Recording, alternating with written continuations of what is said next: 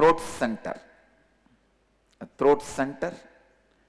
This throat center is blocked when there is a non-alignment between the imagination, expectation you carry about others and the others' expectation about you. Listen. Listen. When there is a non-alignment between your expectation about others and others' expectation about you, that is where the jealousy and comparison starts. Listen. You may have a superficial jealousy, superficial comparison, very superficial, like while you are driving in a Mercedes Benz, if a BMW passes by, a superficial comparison. But those things does not affect you. The root jealousy, the root comparison which affects you is the non-alignment of your expectation and the other person's expectation.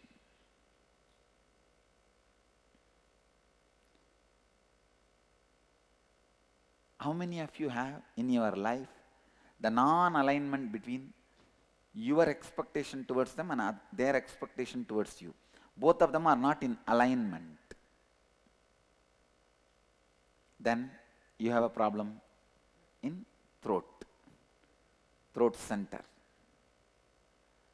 Anyakara is what you believe and project others to be for you as per your understanding. Listen. These are all like a legal definition. Anyakara is what you believe and project others to be for you.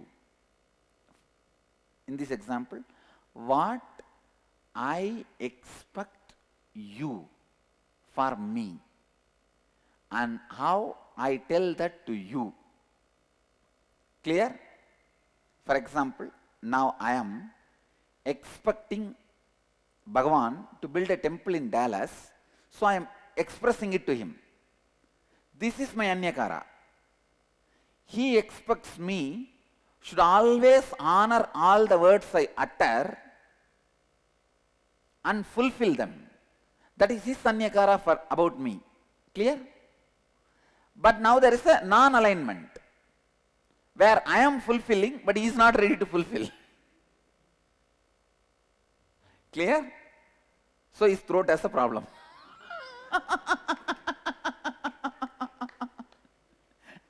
Now, is there anybody who are not cognizing? But if he builds the temple and I don't honor this time keeping or what he expects from me, then I have a problem. I have to alter, transform and stretch. Clear? Here is a volunteer. What that volunteer expects from me is Anyakara about me. What I expect from him is Anyakara, my Anyakara for him. Clear? If I fulfill his expectation and he does not fulfill my expectation, his Vishuddhi has a problem. If he fulfills my expectation and I don't fulfill, my Vishuddhi has a problem. Clear? So always be stretching, fulfilling everybody's Anyakara with whom your life is involved. Clear? Still anybody? Not clear? Come on, come to the mic. If you complete that, you cannot fulfill his expectation, then... yes, if you complete it, then no problem. Then no problem. No problem. Even then, you are not expressing your capacity. You are integrated, but not authentic. Understand? Now you will see. You will flourish in your business. You will flourish in your job. You will flourish in your relationships. In everything you will see, because you have decided not to give up on you. Understand? You have decided not to give up on you. Understand? You saw the live demonstration of somebody opening their Vishuddhi center. When he said he will not, his Vishuddhi was locked. The moment he decided he is going to do, his Vishuddhi opens. So I tell you, not giving upon you and others is the way to open the Vishuddhi. Don't give up on people. I demonstrated, I don't give up on him. I was very authentic with him. Even if he does not want to do, I did not force him. I just left it. But I am not going to give up on him. I am going to wait. I'll wait. And see to it, he realizes sometime. When I carry that cognition, I am going to wait. Immediately, he realizes. He realizes. So in all those moments, understand, my decision not to give up on you is the one which is pulling you up. That is the rope. That is the connection. Clear? Now, I'll repeat.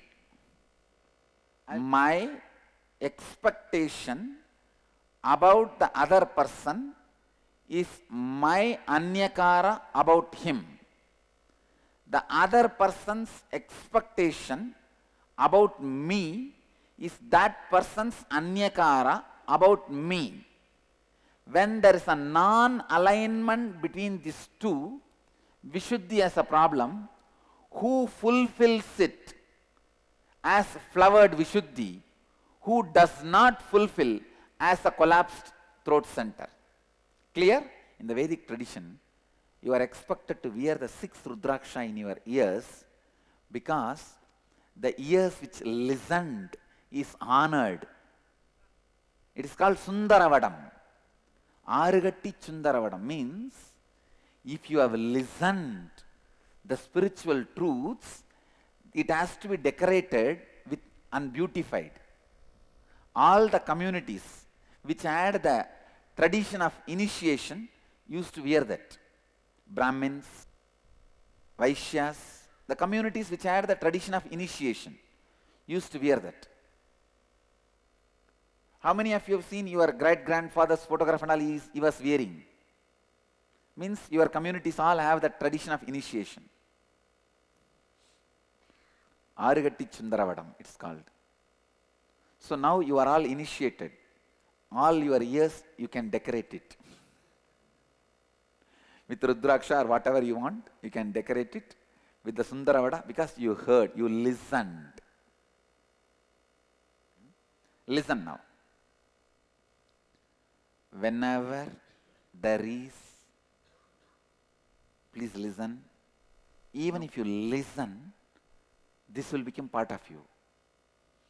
When you are not integrated and inauthentic, when you are non-integrated and inauthentic with the anyakara you carry about others, that reflects non-integrity and inauthenticity in the anyakara others carry about you. Got it?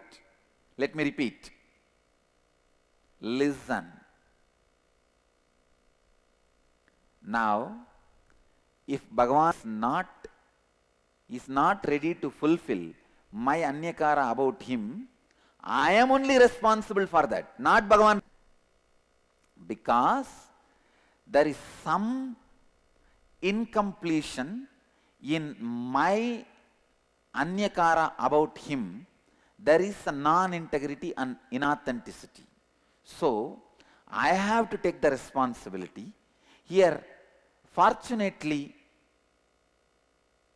the strength of my responsibility has helped him to jump out of the laziness and he committed.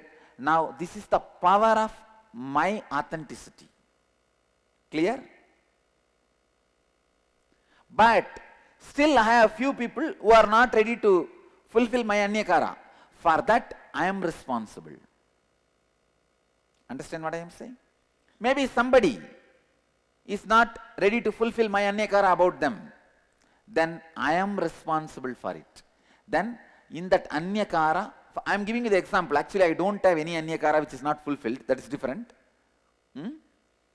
If I have, clear? I am responsible. When you take responsibility for others in authenticity also, you see a new energy flowing from your throat center. A real Shakti. Shakti means taking responsibility for all Ashakti. Taking responsibility for all powerlessness. Anybody feels powerless. If I take responsibility for them, then I am expressing Shakti. How many of you feel, why should I take responsibility for others? Authentically, raise your hand. There is a beautiful place for all you guys, graveyard. No, I am telling you the truth.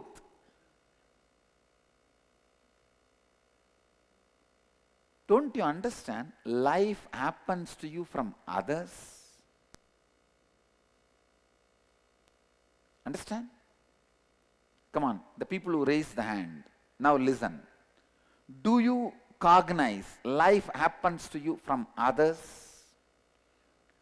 The same team, raise the hand. Do you cognize? See, the team which said, why should I take the responsibility for others? Raise your hand. Now, if you cognize life happens to you from others, raise the other hand also. Do you cognize life happens to you from others? So how many have not raised both the hands? You. Please come to the mic. You have all you guys drop your hands. Now, ask your question. Don't you understand life happens to you from others? No. See, what all the main relationships fills your inner space and your day-to-day activity in your life? Mother. Father. Then your coach. Yeah. Then friend. Then maybe little place for me also. So how many? Six. So do you think without the decision of these 6 people, cooperation of these 6 people, you will be able to have fulfillment in your life?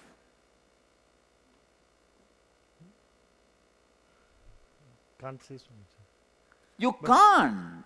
Your mother has to fulfill your son dimension. The dimension you carry as a son, it can be fulfilled only by your mother, only by your father. But she has different expectations, Swamiji.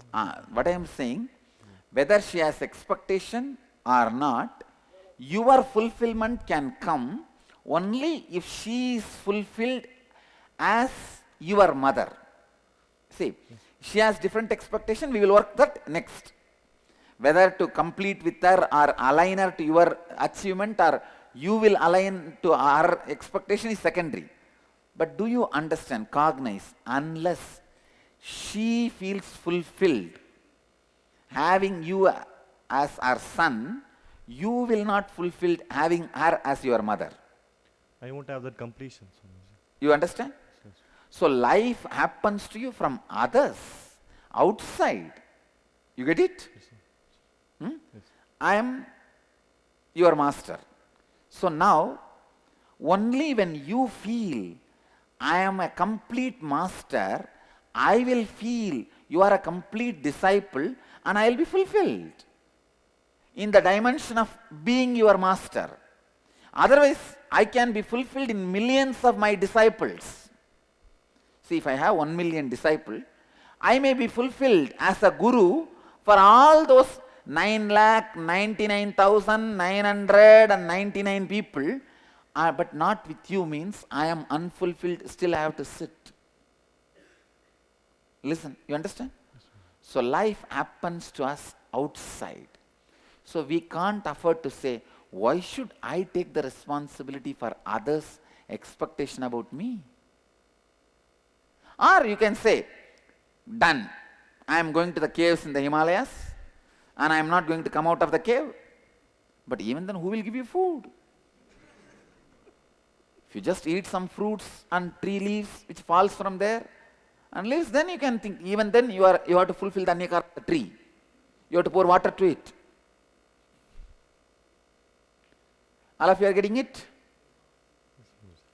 So life enriches you, completes you, fulfills you in outside with others.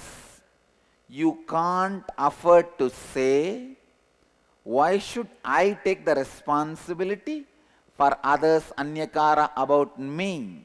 Clear? Listen. So now, when you take responsibility, even for others' inauthenticity, for example, I fulfill whatever Bhagavan expects.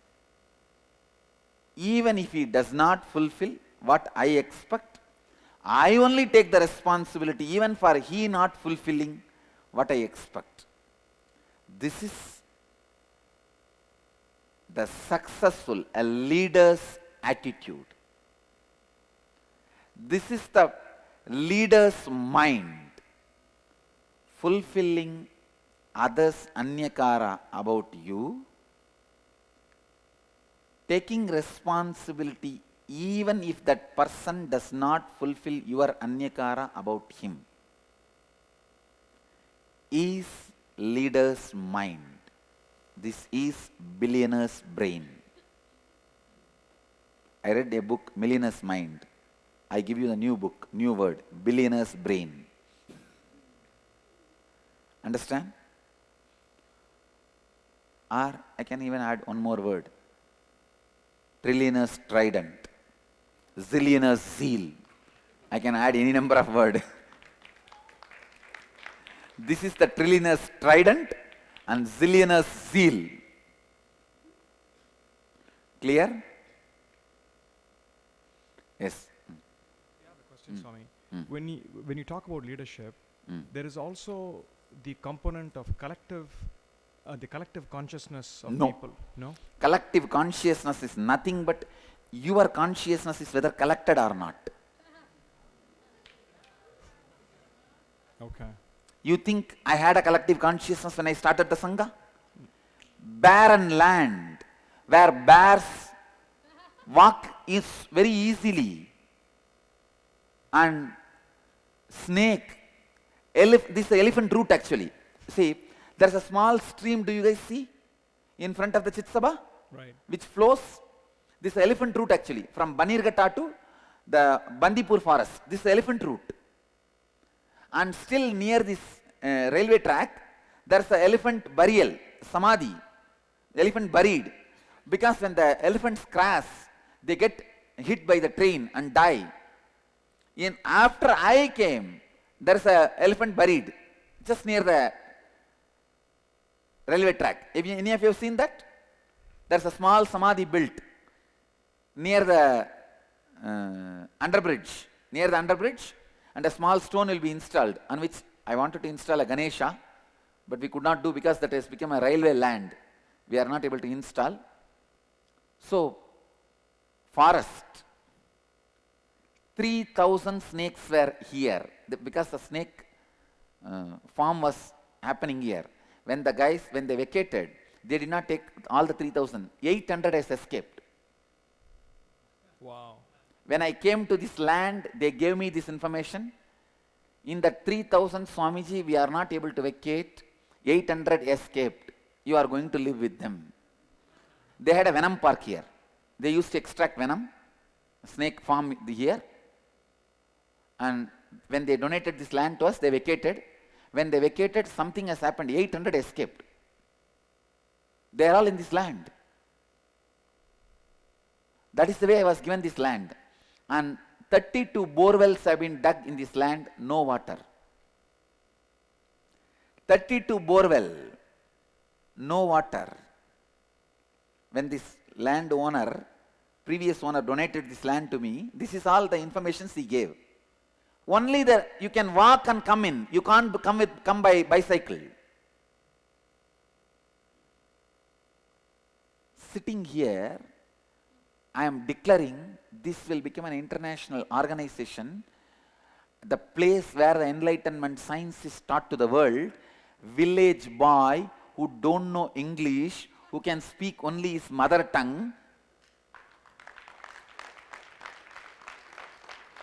Right. Did I have collective consciousness? My consciousness was collected. That's all. Right. Nothing else is responsible for anything other than you.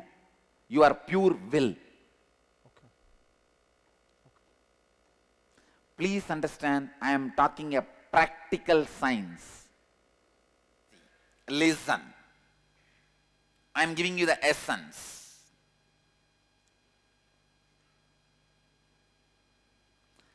Whenever there is an inauthenticity in anyakara, you end constantly comparing yourself and your life with others. You end up with jealousy, hurt, anger, suffering. Then you are caught in comparison and jealousy. Jealousy is outcome of deep innate violence you carry. Listen. I am putting it in a better way. Please understand, when somebody expects something from you, when their image about you demands your expansion, you are not interested in expansion. The violence you have, you show towards them as jealousy, saying, you expect this from me? Come on, now I will expect this much from you. You prove.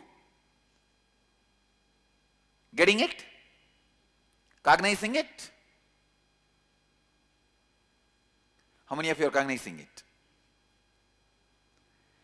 Jealousy starts to justify, listen, jealousy starts to justify you not fulfilling others' image, or, listen, jealousy starts to justify you not fulfilling others' image. Understanding? See, I will not fulfill what he wants from me because he does not fulfill what I want from him. And I will expand what I want from him before even thinking whether he is going to fulfill or not. If he has 10 million, I will put it as 100 million I want from him. Then go there and say, see, he is not fulfilling my 100 million, so I am not going to fulfill what he wants from me.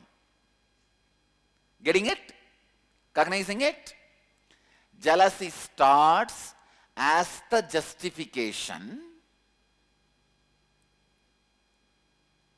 Clear? Then it becomes a violence to declare your supremacy. Let me tell you, cognize, listen. First, hey, you have 10 million. If I ask 10 million, you may give. No. I'll ask 100. So you can't. So now, because you are not fulfilling, I can justify why I am not fulfilling. Why I am not expanding me to you, because you are not expanding you to me. As a justification, jealousy starts. Then you have justified to many people that why you are jealous, why you are jealous, why you are jealous. You are justified to many people, and many people have fallen with your argument, and they say, all right, you are right, you are right, you are right. Then the jealousy doesn't keep quiet. It declares, now I am the supreme. Listen. For example, A, I say, hey, give me 100 million. You are not giving. So now, I am also not going to fulfill your image about me. Then this fellow, yes, he says, yes, yes, right. He falls. Then second fellow comes. For him also, I am not going to expand to you because you are not expanding to me. Justification. He falls. So one by one, when people start falling, suddenly you declare, hey, I am the most supreme. How many of you are cognizing it? Do you see in your life, in some areas, you have declared supremacy? At least one area you have to declare supremacy to keep yourself alive. If you don't declare supremacy, even in one place, you cannot tolerate you. How many of you are cognizing me?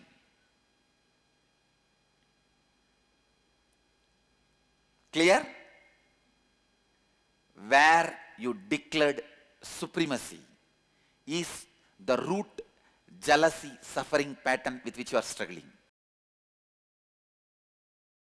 Listen, look in and verify at least 2 situations that happened in your life where you experienced jealousy and used it as a justification mechanism. Means, he is not fulfilling, why should I fulfill? I am justified. Some way. And look in and identify, write down how this jealousy became a defending mechanism, defending you from your own inauthenticity.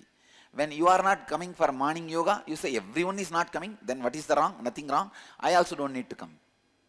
This is the level of the human awareness.